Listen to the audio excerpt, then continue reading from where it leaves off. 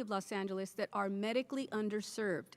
COVID-19 has made this more clear than ever.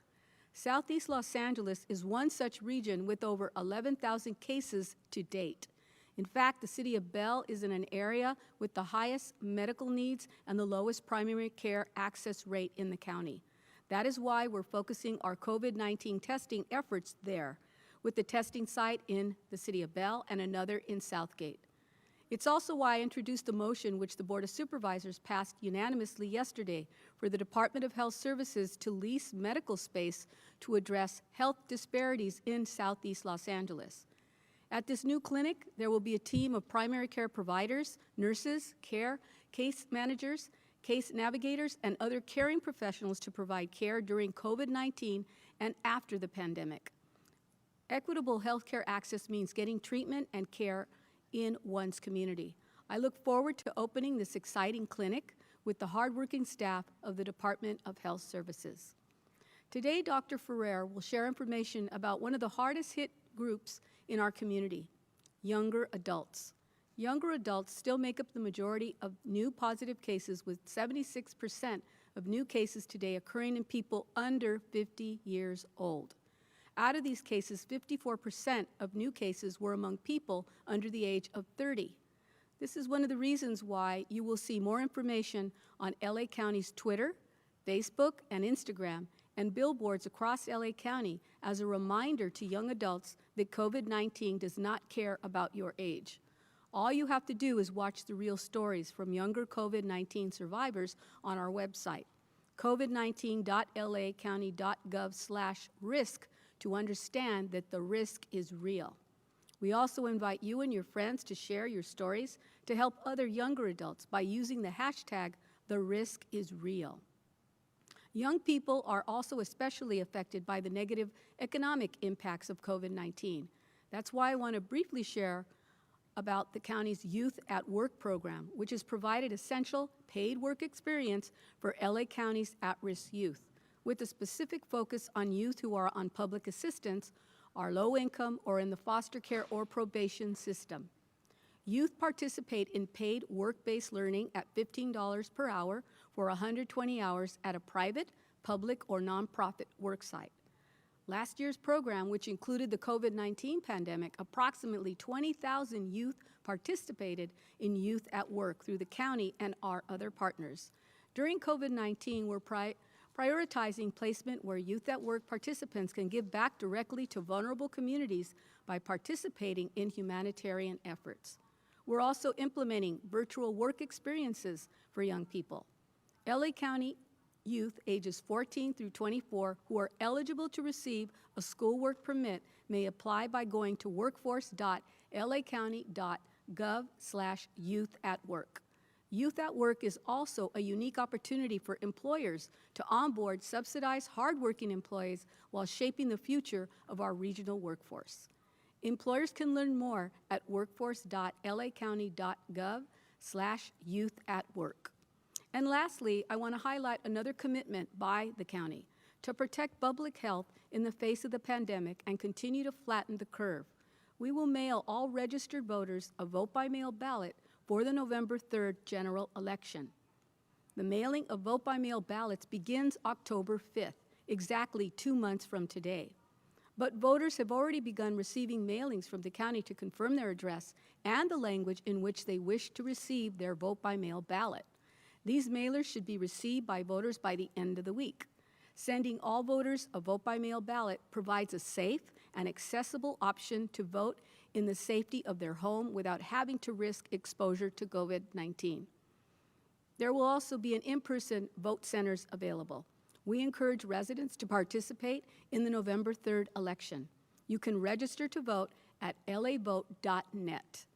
Just as staying home is critical to your health and that of others, voting is necessary for the health of our democracy. I would now like to introduce Dr. Barbara Ferrer.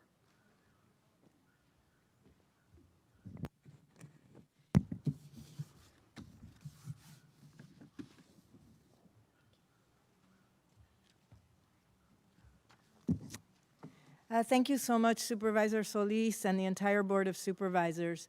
As we continue to see improvements in our data navigating this stage of the pandemic in the county, I am certain that your steadfast leadership has been instrumental in creating opportunities for all residents to get the support and care they need to navigate these days of COVID-19. And good afternoon, everyone. On Monday, I told you that I was cautiously optimistic about what our numbers are showing, particularly the information on declining daily hospitalizations. While that still remains true today, I continue to focus on the word cautious when I speak of the hope I have for where things could be headed. I also have to note, as we reported yesterday, that there have been significant issues with the state-reported data on cases, and this has led to an undercount of our cases for possibly the last 2 weeks. We don't exactly know the extent of the undercount, how small it is or how large it is, and continue to work with the state to get better information. And as I noted yesterday, we are creating a redundant system here in the county so that hopefully by the end of the week we can have an accurate count of new cases for LA County. While the missing data is troubling and it does hinder our efforts to monitor and reduce the spread of COVID-19, data sources that track other key indicators, including hospitalizations and deaths, are not affected by this reporting issue. And we do see somewhat positive trends in both of these data points. As we look to the future and we continue to plan our recovery, we must learn from our recent past, however, and we have to continue our vigilance in the face of this still new and dangerous virus. You'll recall that just a few months ago, we were in a much better place than we are now.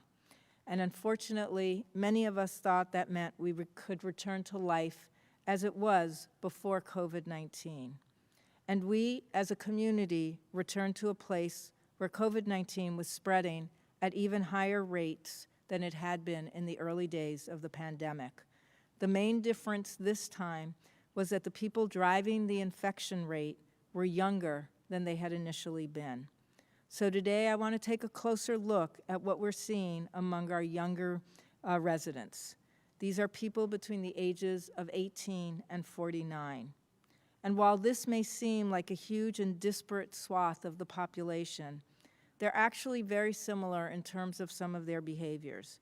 These are folks who are out in the workforce, and in many cases, they may be shopping at our retail stores, enjoying the recreational venues that are open, and socializing with people outside of their household. This is also the age group that's most likely to be attending the large parties that we keep seeing on our screen. Gatherings of people from different households are such a bad idea at this point in time, particularly when this is happening just as many have expanded the number of their contacts with others because they are back at work or they are going out shopping and they're eating out. Gatherings are simply not allowed at this point under the health officer order because they create a lot of risk for transmission at activities that really are not essential. And these parties and gatherings with people not in your household hurt all of us as we try to reduce our case rates so we can get our children back to school and get other adults back to their jobs. We ask that everyone make good decisions. Don't host large parties and don't attend a party if you're invited. It isn't worth the risk you run, and it certainly isn't worth the risk you're creating for our collective recovery journey. I do get a lot of questions about enforcement and why we aren't doing a better job shutting down these large parties and closing businesses that are out of compliance. We are working hard and we're responding to thousands of complaints each week that are related to noncompliance. We use many different tools and we get help from other regulatory agencies and, when appropriate, from law enforcement to educate and enforce existing orders. I do think an equally important question to ask is why so many people are willing to put our entire community at risk during this unprecedented pandemic. One thing for certain is that we will not be able to arrest our way out of the pandemic. We're only going to get through this with everyone doing their part. Today, in the vein of providing information about how to best do your part, I want to start by updating you on what we're seeing among our young people at our colleges and universities, and then share with you our new protocols for reopening at colleges and universities. I also want to update you on elementary school waivers that we previously mentioned and our youth sports. But I'm going to start with today's update. I'm really sad to report 68 additional deaths today. 23 of the people who died are over the age of 80, and 17 people who passed away had underlying health conditions. 24 of the people who died are between the ages of 65 and 79, and 20 people who passed away in this age group had underlying health conditions. 17 people who died are between the ages of 50 and 64, and 13 of these people had underlying health conditions. 3 people who passed away are between the ages of 30 and 49, and 2 people in this age group had underlying health conditions. There's 1 death that's reported by the City of Pasadena, and for more information, you can go to cityofpasadena.net. This brings the total number of deaths to 4,825 across LA County. And to those families who are grieving, we grieve with you. These are such tragic and untimely deaths, and they're such a loss for our entire community. 92% of the people who have passed away from COVID-19 had underlying health conditions.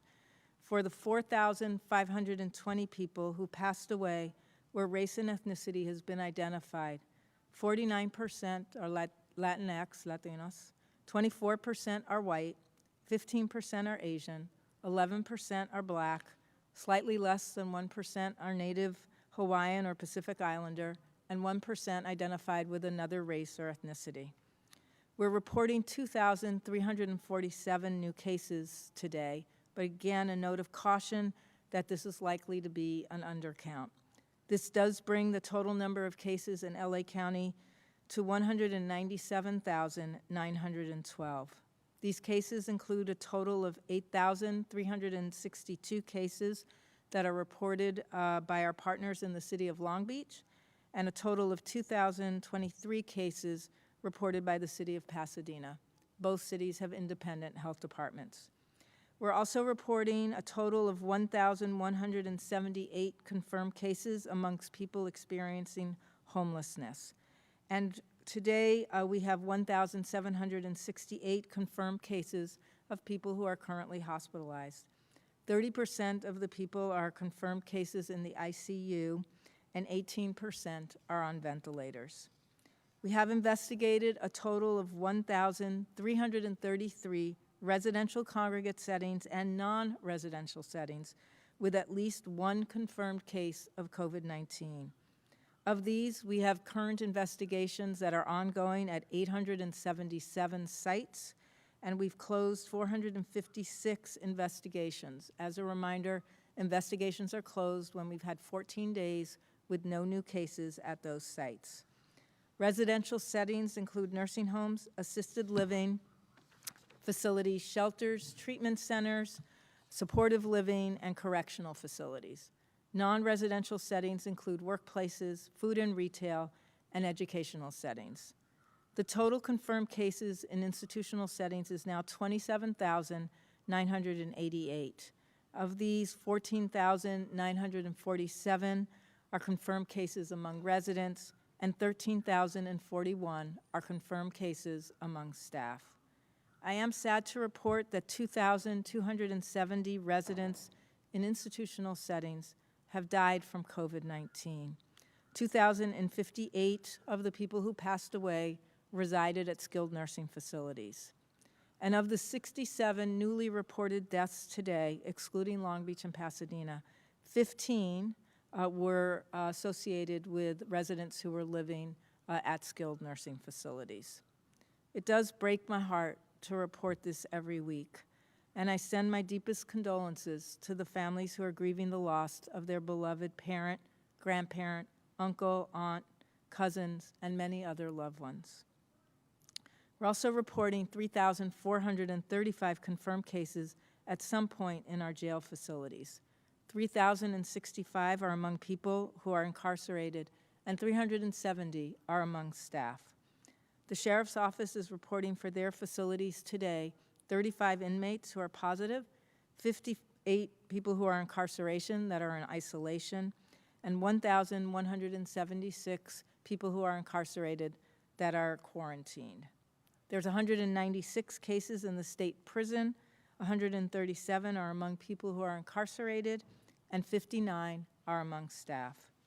And there are 757 cases in the federal prison facilities, 741 among people who are incarcerated, and 16 among staff. And today we're reporting 119 cases in the juvenile facilities, 47 among youth, and 72 among staff. To date, 1,839,157 people have been tested and had results reported in LA County, and 10% were positive. I want to again thank Dr. Galley and her team for expanding capacity across the county. We're one of only a handful of counties in the country that is really, at this point, exceeding the capacity to test more than 20,000 people a day. I do want to now put what we're seeing each day into context by looking at the distribution of cases by age. So please pull up the first slide. This slide, it's a busy slide, I apologize, has all of the different age groups. It shows the daily average case rate per 100,000 people by age category. And you can see that through the third week of July, cases increased steeply among our younger adults. This is represented by the blue and the yellow lines at the top of the chart. The blue line, which represents adults ages 30 to 48, has the highest case rate among all age groups in LA County. Since the beginning of June, case rates for this group nearly tripled to a high of 1,122 cases per 100,000 people on July 24th. The yellow line, which is just below the blue line, represents the younger adult group, and this is people aged 18 to 29.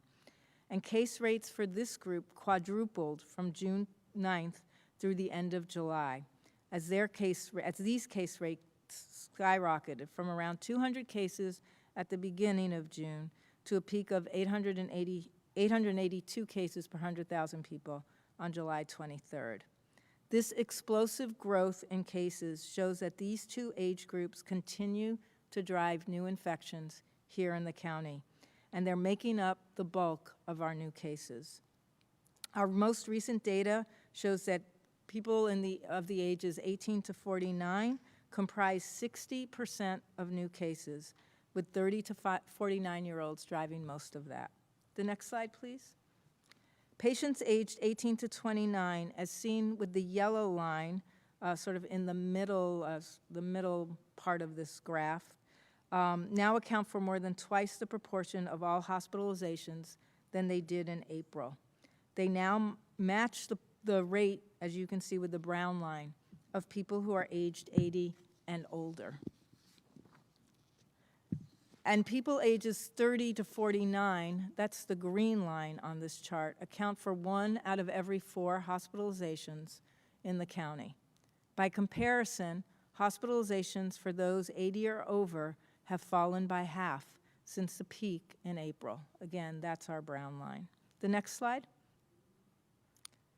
Though we saw an increase in hospitalizations among our younger residents, our older residents were tragically the ones who continued to die as a result of COVID-19. The good news is, though, as you can see on this chart, deaths are trending down for everyone. And you've heard me say before, the deaths attributed to COVID-19 had largely occurred initially among elderly people, particularly those that lived in our nursing homes and other long-term care facilities. The marked improvement in this area among older people is as a result of using our emerging science to make important changes that protected both employees and residents at skilled nursing facilities. I want to caution people that this slide does not mean that young people aren't at risk for death from COVID-19. We've reported 32 deaths that have happened, unfortunately, for people who were aged between 18 and 29. And 319 tragic deaths have occurred for people who are between the ages of 30 to 49. No matter how young you are at risk for death from COVID-19. I send my heartfelt condolences to all those grieving for their loved ones.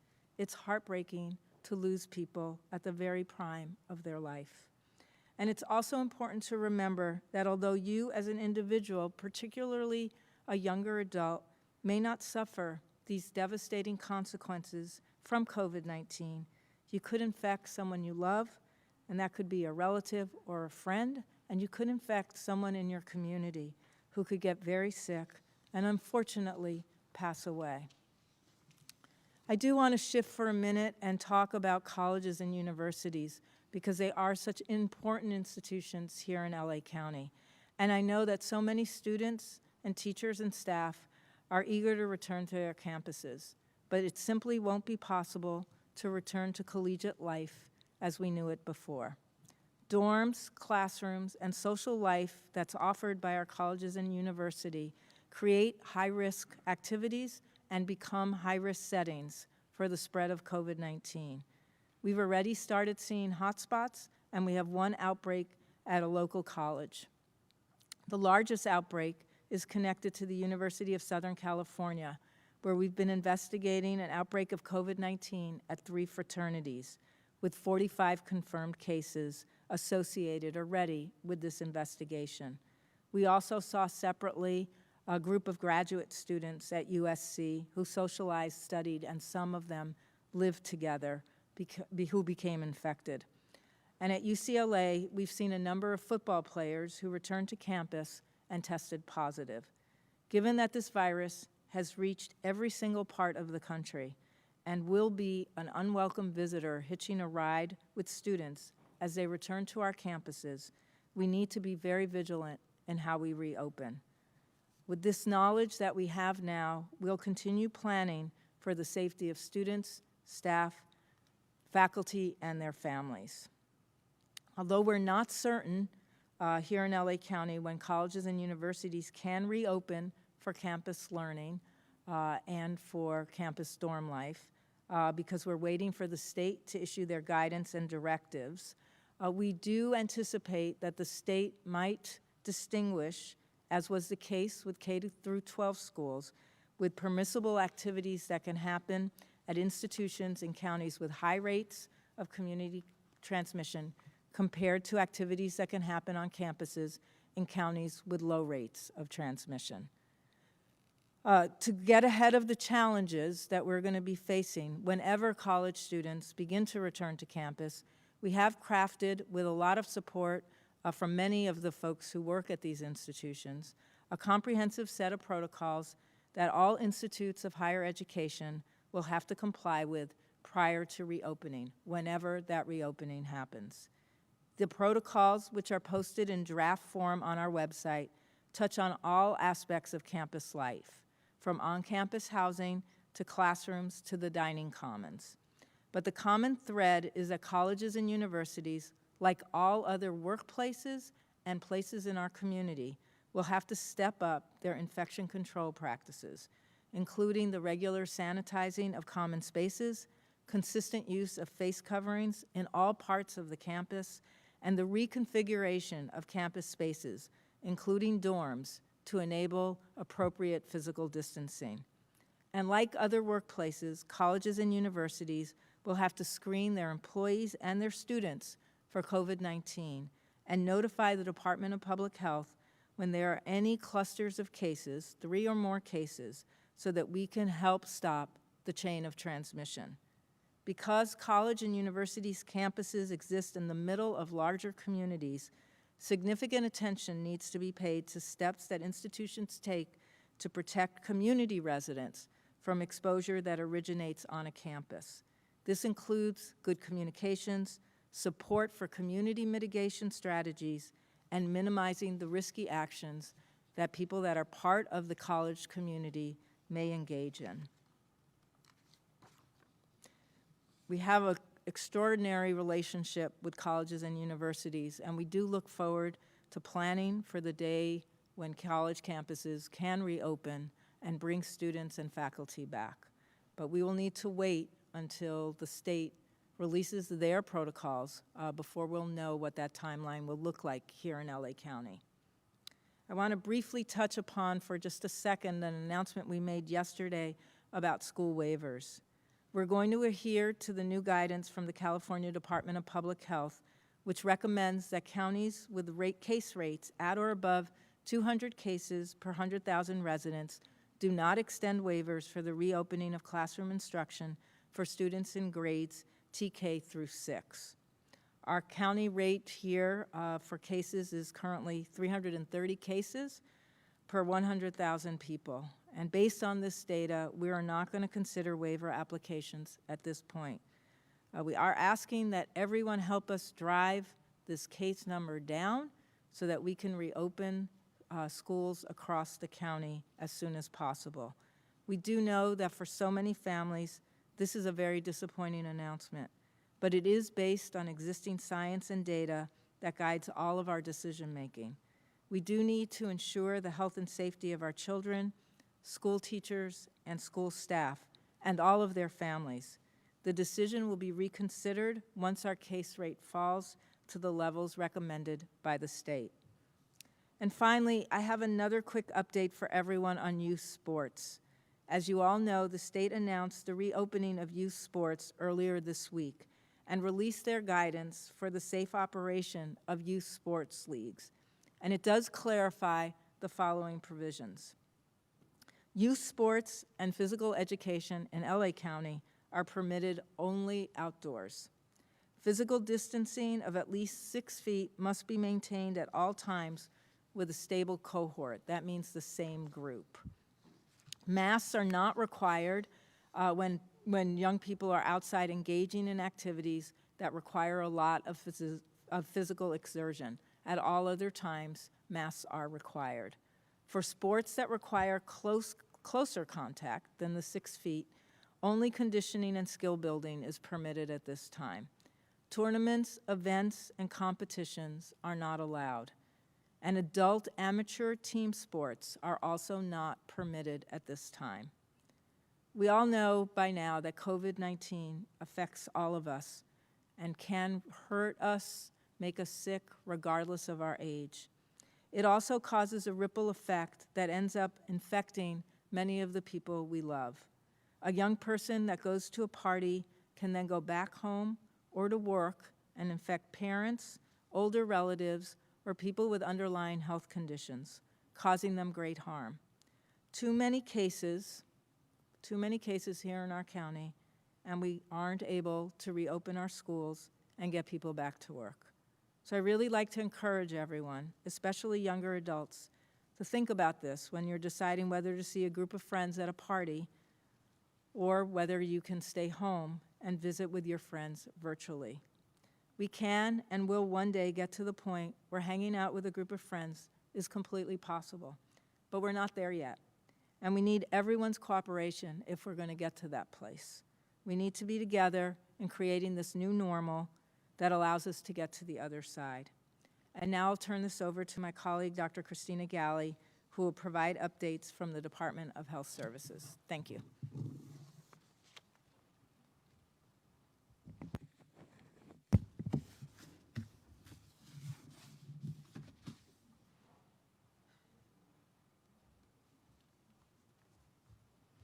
Hi, good afternoon. Thanks again for joining us today. I'll provide a brief update on the hospital bed demand model and then also make some comments about the ongoing efforts to expand access to testing in our community-based testing sites. So first, with respect to the model, as always, the slides are located on both the county's COVID website as well as the Department of Health Services website if you'd like to review the slides. And they're available there in both English and Spanish. As of last week, we are now definitively seeing a gradual downturn in the number of new hospitalizations. This week, it's clear that the number of new patients with COVID-19 that are being hospitalized at public and private hospitals across Los Angeles County every day is decreasing slightly. The number of new daily cases requiring hospitalizations is starting to approach the lower numbers that we were experiencing in May, a couple of months ago. The transmission number, or R, that we refer to is now estimated to be 0.91, with a confidence interval that ranges from 0.83 to 0.99. This is virtually unchanged from the R that we reported in the model last week, which was reported at 0.92. We also continue to project that the county will have sufficient beds in the hospital to care for patients, both those with COVID-19 as well as those who require hospitalizations for other diseases and conditions. The number of available currently staffed ICU beds that are available right now at this time, which is always our tightest resource across the county, also appears to be adequate to be able to care for those people who require that higher level of intensive care over the next 4 weeks. However, as always, if transmission changes dramatically or starts to go up, then we would see an increased stress on overall hospital beds as well as ICU beds, and that number of ICU bed capacity could become inadequate and would require hospitals to implement their surge and disaster plans. This data overall is very encouraging, but we must remember that it reflects what was happening 2 to 3 weeks ago in our communities, and it could change based on the activities and practices that people take today. We can expect these positive trends to continue only if we remain vigilant with following the same public health practices that allowed us to experience the decline in the first place that we're now seeing. There are a couple of conclusions to draw from this data that we're sharing and that is available on the slides. First, just please be reassured that the hospital system continues to be able to care for you. If you have COVID-19 or if you have other conditions that require emergency level or hospital level services, the hospitals are there, they have available beds, and they are safe places to go for care. The second is just a reminder that your actions and the things that you do every day absolutely have the power to change the trajectory of this pandemic. Our use of facial coverings and masks, physical distancing, staying at home when sick, all of this results in less community transmission. We absolutely have the power to control this virus.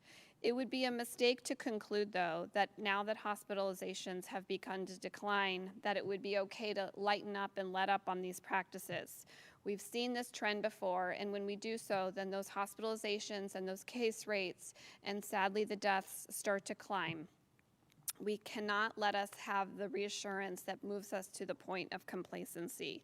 The virus is very capable of spreading. It is just as capable of spreading today as it was several weeks ago, and it will continue to spread if we give it a chance to do so. As Dr. Ferrer shared just a few minutes ago, we have seen a shift in the cases such that a younger population is increasingly getting infected and reported in the case rates. We are seeing this in our hospitals. Young people, including people I will mention with absolutely no underlying health conditions, are presenting to the emergency department unable to breathe.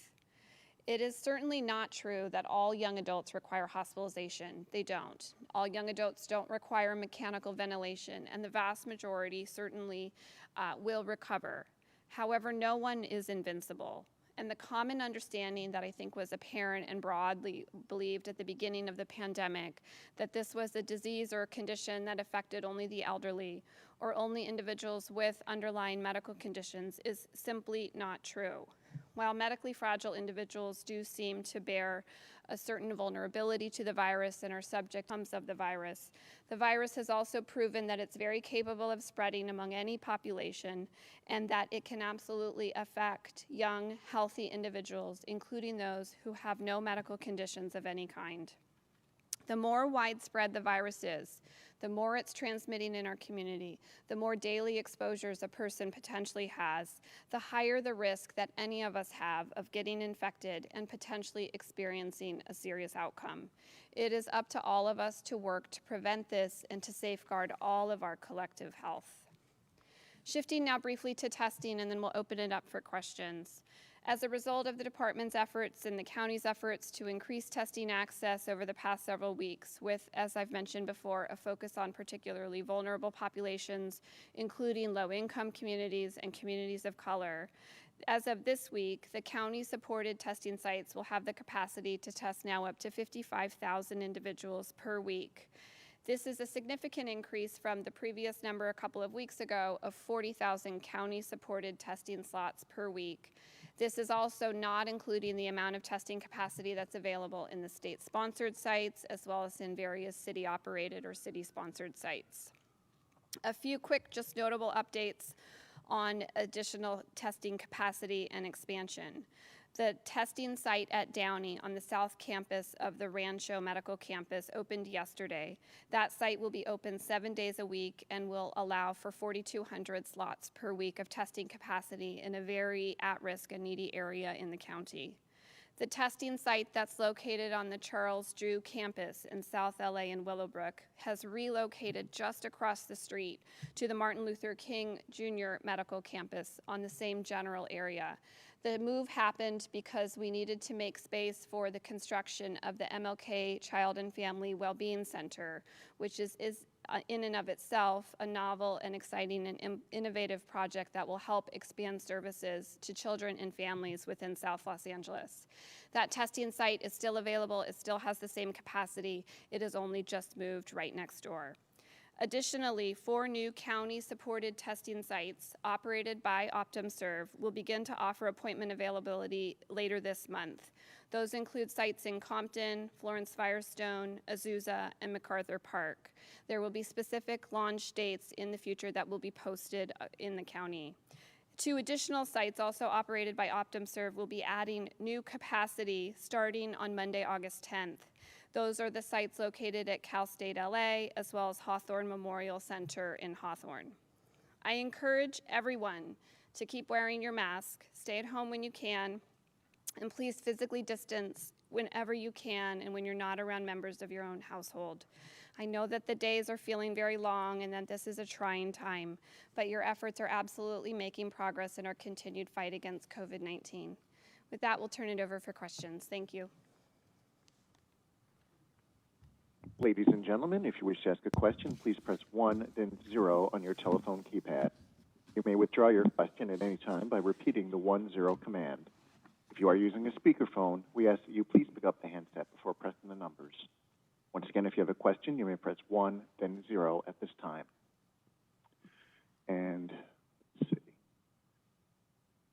We will start with the line of Colleen Shelby with Los Angeles Times. Please go ahead.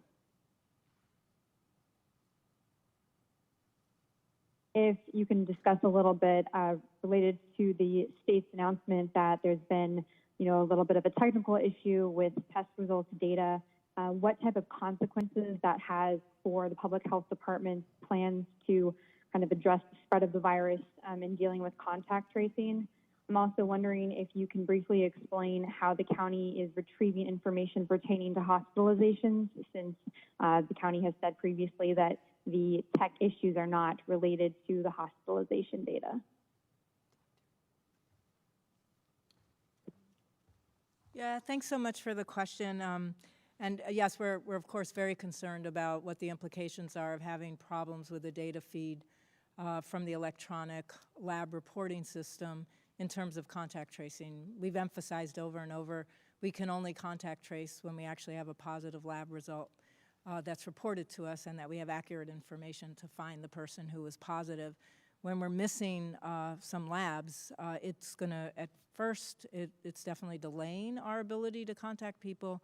And the second thing is it may, in fact, be a significant amount of time that has gone past, so much so that contact tracing becomes less useful. So, for example, if we aren't able to get results within 10 to 14 days from the time the person was tested, it will be it will be a futile exercise for the purpose of isolating and quarantining people. We still always want to get in touch with people so that we can give them good information, make sure that they have a lot of support, but it does hurt our ability to do effective contact tracing.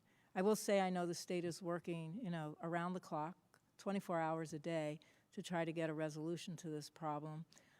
And we are right now setting up a redundant system here in LA County that hopefully will be able to do a couple of things. One is by the end of the week, we should be able to have an accurate count ourselves, because we're asking labs to report directly to us, as well as to continue reporting to the state through a different file that they can send us that we'll load we'll look for any duplicates, and then we'll be able to have a better sense of what our case count is. And most importantly, we'll be able to get positives while the state is figuring out just exactly how many cases may be getting lost with the problem, with the technical issue that they're facing. We've asked the labs to go back a week as well, so that should help us figure out, again, as quickly as possible, if we've lost cases this past week, that we want to get a hold of folks so that we can begin the contact tracing process. In terms of the hospitalization data, it's a completely different feed. It's coordinated a very different way. Hospitals report, again, directly into a system. That system is working just fine.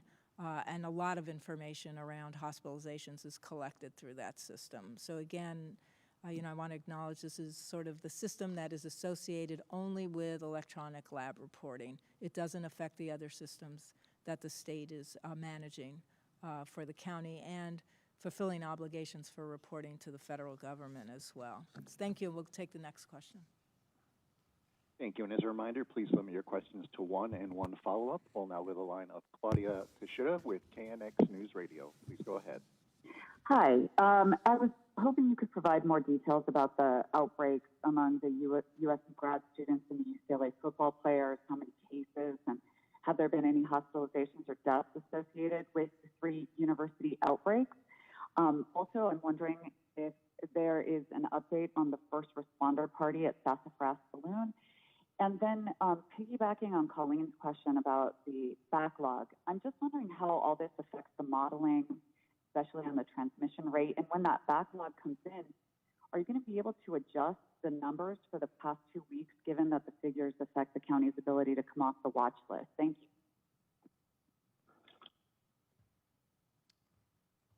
I'm going to answer some of them, and then Dr. Galley is going to really talk about how these delays or, sort of not having incomplete data affects the modeling.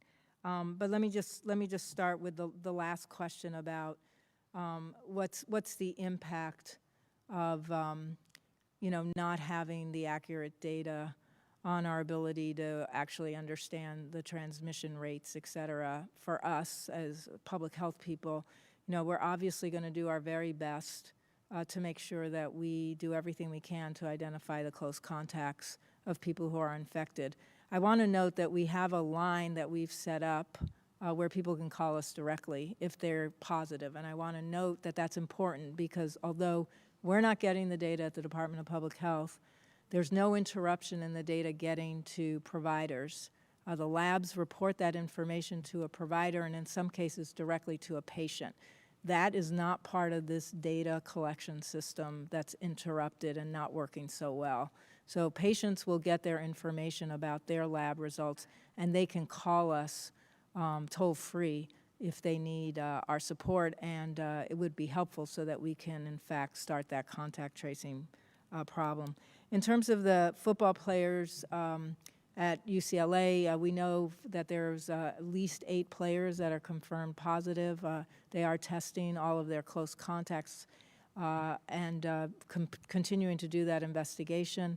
We're helping with that, and we continue to make sure that everybody who is a close contact is quarantined, and all of the players who were positive are in fact isolated for the full 10 days. And the question about the first responder party, I'm not sure, we haven't really verified who was at that party. I do know there's ongoing investigations. Our inspectors have been out there. That bar is closed and was only open for that one instance for a private party, and they remain closed. I know that the Alcohol and Beverage Commission is also investigating, as well as folks from the city of LA. So I think these are ongoing investigations. From our perspective, the most important thing is that people are very clear, like private parties are not allowed at bars. They're not allowed in houses when you have people who aren't in your household that are gathering. There's nothing about saying it's a private party excluded the obligation on the hosts of that party and for the bar, the owners of that bar, to follow all of the directives. I mean, we're very clear on that, and we hope others are as well. I'll turn it over to Dr. Galley to talk about the modeling.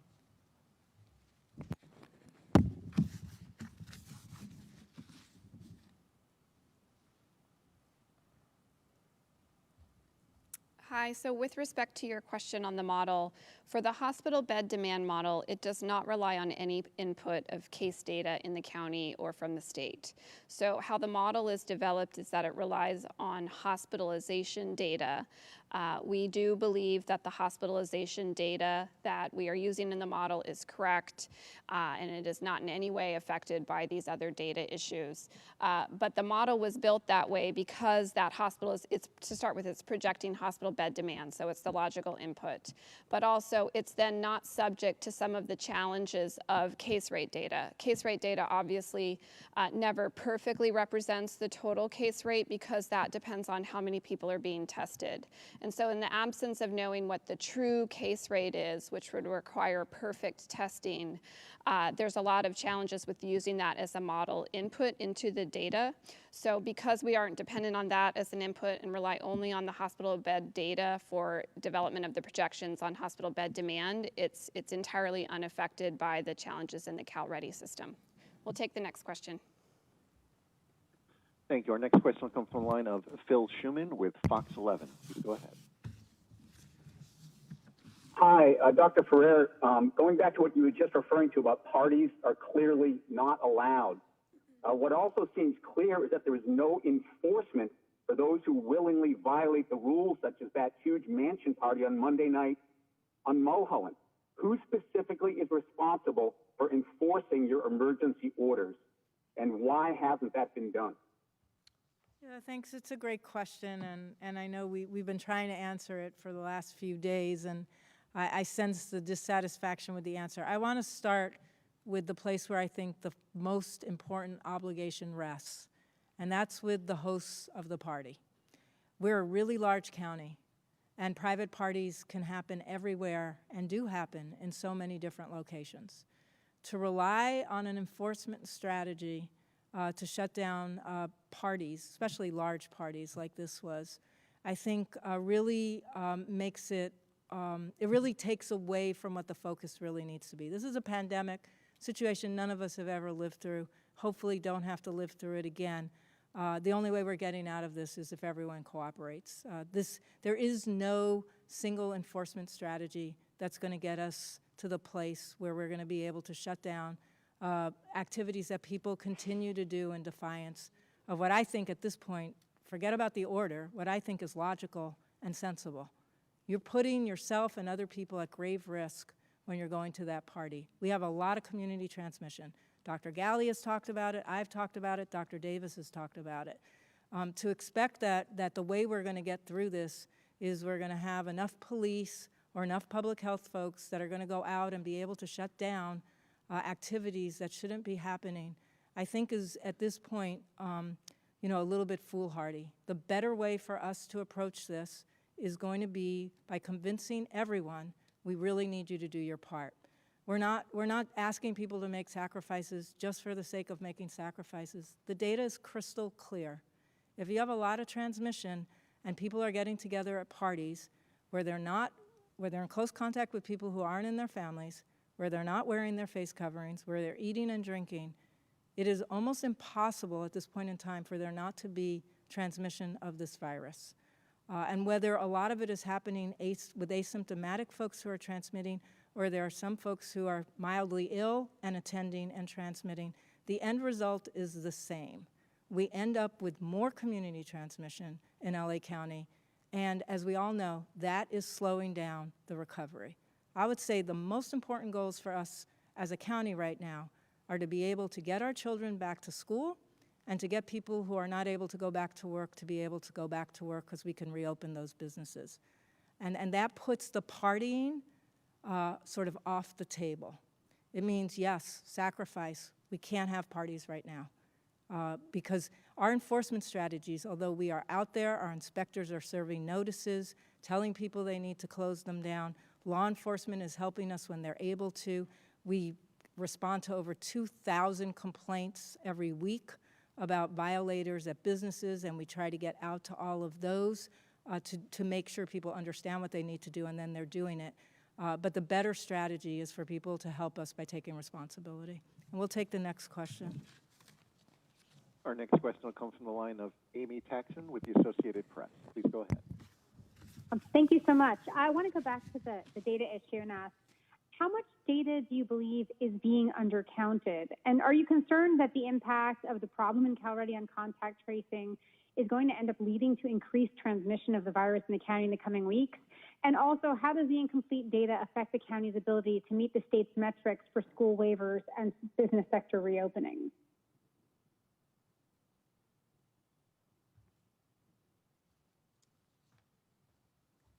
Thanks so much. Very thoughtful questions. And I think we are very concerned about what the impact may be on contact tracing moving forward. That's why I know the state is working really hard, as are we, to set up a different system for right now so that we can get right back to contact tracing as quickly as possible. I know that our contact tracing system isn't perfect, but we've reached almost 200,000 people through that contact tracing system, so we absolutely need that system to be able to be as robust as possible and continue in as uninterrupted a way as we can. And I do want to note, the issue right now is not that we get no cases, because you saw today we were reporting on 2,300 new cases. So the issue just is that the feed is not 100% complete, and nobody's really sure how many cases are being dropped. So we will continue to do our best with all of the cases that we do know about and make our best efforts to contact those people quickly and then get in touch with their close contacts. But we are really worried about the fact that we're losing some cases, and that may in fact result in some small increases in transmission in the weeks ahead. We are urging people to call us if they know that they're positive, and we haven't called them, as a way for us to, again, try our best to get in touch with folks who are positive so that we can do that interview. And I think the other question was, what's the problem now if we don't have good data around being able to meet any of the waiver requirements or issue waivers?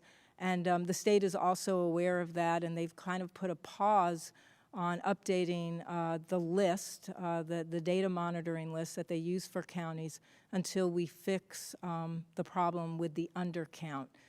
Because it's an undercount, it really just for us means that we know we still have a lot of work to do, because we're still seeing a lot of cases here, and we still can do a lot of work to bring down our transmission rate. But the state has put a pause on really updating the monitoring list on their website while they fix the problem that they're having with an accurate count of the number of new cases. We'll take the next question. Next question will come from the line of David Rosenfeld with LA Daily. Go ahead. Hi, and thanks so much. I wanted to ask an overall question. Going back to May and June, in that time frame, when we were asking you when you thought we could reopen, you said that shutdowns were sort of a blunt instrument, and we would need to rely on other tools like contact tracing and robust testing. But given our experience in the past month, I wonder how you look at that now, and what is your realistic time frame for opening? Today I think the language was just to expect this to go on longer. So are we waiting for new treatment or a vaccine? Is that really what we're looking at as far as reopening? And if not, how will we go about reopening differently so that we don't have the same outcome? Thank you. Thanks so much for that question. I think last week I really talked about the fact that we're hopeful if we can think about 3 new C's that we all get to do together. It's containment, compliance, and collaboration.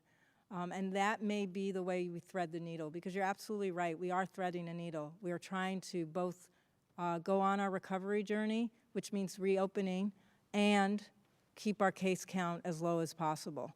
Those 3 strategies, I think, give us a lot of hope.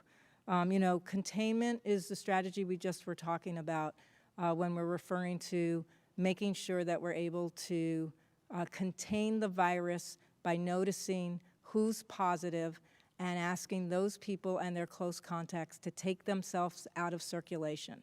That relies on testing and isolation and quarantine. So that containment side of the house has to be very, very strong. Dr. Galley just announced that we have testing capacity of up to 50,000 tests a day. That takes care of making sure that people who need to get tested will be able to get tested in this county. And we have dramatically increased our capacity to do contact tracing. We're trying some new things, incentives, partnerships with community organizations so that we can build more trust around our system. But that side of the house is really, really important when you don't have a stay-at-home order. A stay-at-home order keeps everyone at home. Containment strategies really try to identify those people who are most likely to pass on the infection and ask them to appropriately stay at home. The other side of the house is the compliance side, and we've talked a fair amount about that today. Compliance for us means a couple of things. The first thing is that people understand that the health officer orders are directives and that we spell out for every sector what you need to do in order to create as safe an environment as possible for workers, for residents, and for visitors. Those could be customers as well. That side has to be really, really in place as well. And I know people think about compliance as only being enforcement.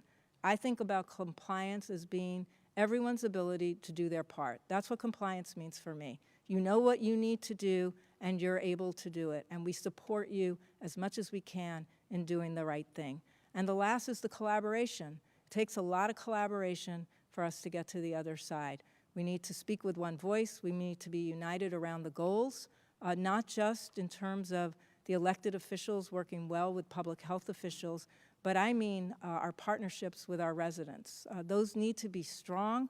I think LA County is known for our ability to come together, do things that are tough, and accomplish our goals, and that's why I remain hopeful that we can do this if we do those 3 C's, containment, compliance, and collaboration, without having to go back to shutting everything down. It doesn't mean that shutting everything down is off the table. It means that we have some tools and we think they'll work if we all, are part of this team trying to make it all work. We have time for one more question. We'll go to the line of Jim Roop with Westwood One News. Please go ahead. Thank you very much. Hi, Doctor. With all due respect, an aggressive enforcement strategy is not foolhardy. People cooperate and comply, not necessarily because they want to cooperate and comply, but because they know there are consequences if they don't. That's how laws are followed. That's how your kids behave in the public.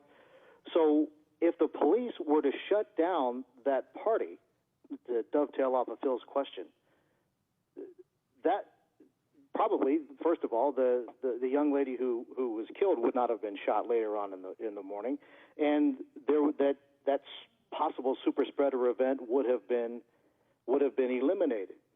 No wonder people are frustrated, angry, frightened, and rebellious because they don't really know what's going on. There is no real strategy to stop this thing other than we're told we all should cooperate. When you sit around the office with everyone, what do you say needs to be done? There has to be an enforcement strategy. It has to be aggressive. People won't cooperate just because. What are your thoughts on that?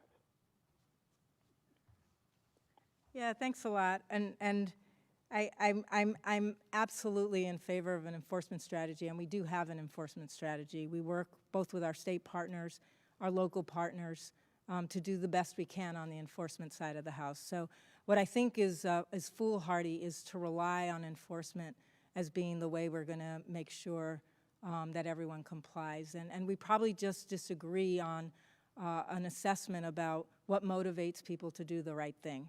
I'm a firm believer that people can be motivated to do the right thing when they have good information about the kinds of decisions that need to be made to protect themselves, the people they love, and the community they live in. And from public health, we're going to continue to make sure that people have that good information. Some of our biggest successes that have happened in public health have been about putting in place systems that make it easier for people to do the right thing.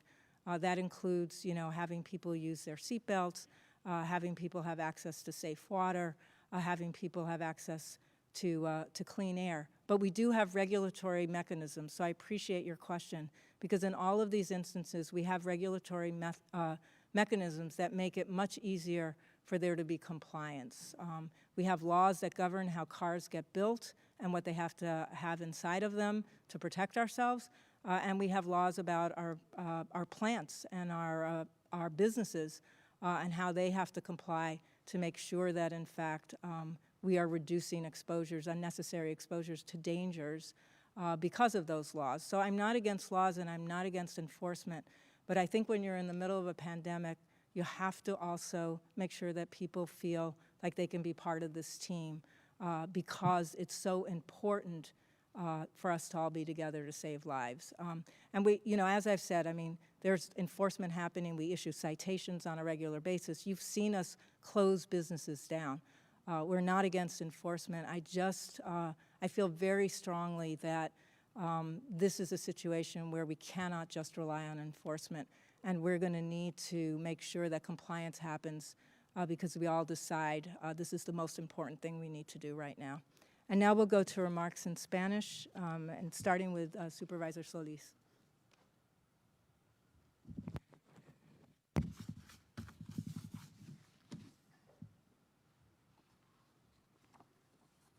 Buenas tardes. Gracias por estar aquí hoy día con nosotros. Soy Supervisora Hilda Solís, vicepresidente de la Junta de Supervisores en el Condado de Los Ángeles. Hoy quiero reconocer el trabajo de nuestros 10 millones de residentes en el condado. Esta crisis ha causado un gran número de víctimas, pero su compromiso en ayudar uno a otro es bueno. Esta semana el número de personas en los hospitales ha bajado y eso nos da mucha esperanza. Esto quiere decir una cosa: nos estamos protegiendo uno al otro. Tenemos que continuar quedándonos en la casa, continuar evitando las reuniones y tenemos que asegurar usando una mascarilla de tela para la cara y mantener 6 pies de distancia de los otros. La verdad es que no podemos regresar a nuestras vidas normales. En este momento no se puede. Les agradezco por sus sacrificios en cuidar uno al otro. De cumplir con en este momento, tenemos que apoyar la salud de nuestras comunidades. Muchas áreas en el condado faltan recursos. Esto es obvio. En el sudeste de Los Ángeles es una de estas regiones. De hecho, la ciudad de Bell es una área que tiene muchas necesidades médicas y la menor tasa de acceso de atención médica en el condado. Por eso luché por tener un sitio de pruebas en Bell y otro también en Southgate. También es por eso que presenté una moción ayer en la Junta de Supervisoras que aprobaron para que el Departamento de Servicios de Salud establece una clínica nueva en la ciudad de Bell. En este sitio habrá un equipo de enfermeras, médicos y otros profesionales quienes pueden ayudar a la gente con COVID-19. El acceso a la atención médica es tan importante. Cada comunidad lo merece. Voy a seguir luchando para abrir estas clínicas de salud. Hoy la doctora Ferrer habló sobre de unos grupos más afectados de nuestra comunidad, los adultos jóvenes. Los adultos jóvenes representan un alto número de los nuevos casos positivos. Ellos representan el 76% de los nuevos casos. De estos casos, el 54% de los nuevos casos fueron entre personas menos de 30 años. Esta es una de las razones por las que habrá más información en Twitter, en Facebook y en Instagram de parte del Condado de Los Ángeles. Cuando se trata de COVID-19, no importa su edad. El COVID-19 también ha impactado a jóvenes por la falta de trabajos. Por eso quiero hablar sobre un programa del condado que ofrece trabajos a jóvenes de bajos recursos. El programa se llama Youth at Work. Los jóvenes participando en este programa ganan $15 por 120 horas y trabajan y aprenden. El año pasado, casi 20,000 jóvenes participaron en Youth at Work. Este año, con la pandemia, estos jóvenes van a trabajar virtual. Jóvenes por todo el condado entre los años de 14 a 24 años son elegibles. Pueden llamar a 211 para conseguir más información de parte de este programa. También quiero hablar de otro compromiso del condado. Para proteger la salud pública, vamos a mandar a todos los votantes registrados un folleto de votar por correo para la elección general el 3 de noviembre. Vamos a mandar estos folletos de votar el 5 de octubre, 2 meses a partir de hoy. Votantes ya han comenzado a recibir correos del condado para confirmar su dirección. El crítico es que todos los votantes tienen una opción segura para poder votar en las elecciones en noviembre. Así no nos exponen al virus. Anímanos a los votantes a participar en esta elección para mandar un folleto de votar por correo. También habrá centros de votación en persona para votantes también. Todos deben de participar en las elecciones generales del 3 de noviembre.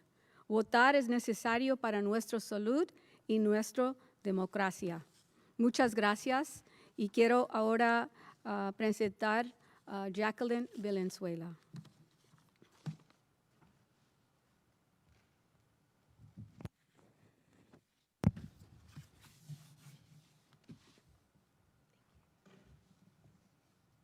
Buenas tardes.